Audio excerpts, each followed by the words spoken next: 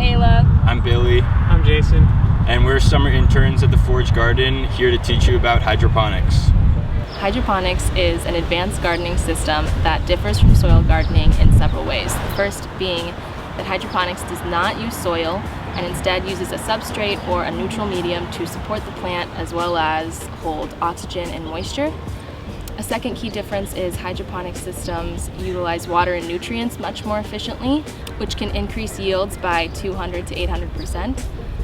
A factor that contributes to this efficiency is that roots often grow smaller in hydroponic systems, so this eliminates much of the root competition.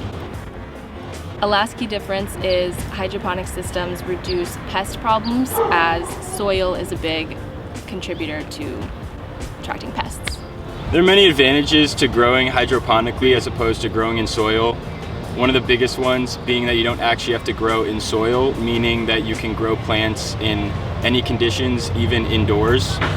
Another large advantage of growing hydroponically is that you will use a lot less water than traditional growing, even up to 90% in some cases. Systems like ebb and flow and deep water culture use recirculating water so the plant can uptake as much as it needs when it needs it.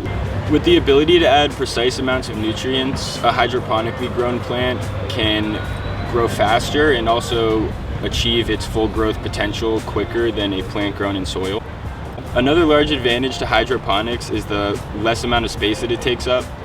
There are many large indoor growing facilities that are growing plants vertically, which allows for a lot higher of a yield in a much smaller space, which can also be done in urban areas that don't have as good access to fresh food. While there are a lot of advantages to hydroponics, there also are some disadvantages, one of the largest ones being the cost. Hydroponics can be performed very cheaply, but it can also be scaled up to much larger systems and in some cases can be a lot more expensive. And almost every time you're growing hydroponics indoors, you are going to want to be using some supplemental lighting, which would require electricity. Another downside to hydroponics is that it can be a little difficult to begin with, but once you figure it out and once you get going, you end up learning a lot more about the plants that you're growing. There are 6 main types of hydroponic systems and many variations and combinations of these, but there are several requirements for all hydroponic systems. The first one being light, either sunlight or grow lights. A water reservoir is required, as well as tools to measure water pH. Reverse osmosis water is often preferred for hydroponic systems as it makes it the easiest to measure nutrients. A neutral medium or substrate to support the plant as well as hold air and moisture. Nutrients are required to add to the water, which most often come in liquid form, as there are many nutrients required to sustain plant life. And lastly, a total dissolved solids meter to measure the hydroponic solution. So I'll be talking about more advanced hydroponic systems in terms of using devices such as Raspberry Pi and Arduino. I have a couple examples right here of a Raspberry Pi.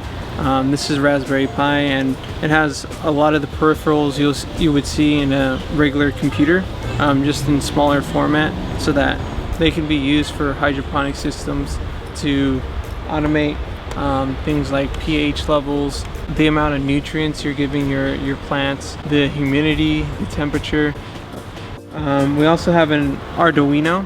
The Arduino is particularly used for, it's a microcontroller, so it controls mostly the robotic parts of the hydroponic system, things like levers, valves, pumps. There's also resources online in how to use these Raspberry Pis and Arduinos. You can look on YouTube, you can look on Instructables.com, which is a great resource to see other people's projects and see how they use their Raspberry Pis or Arduinos for their hydroponic systems.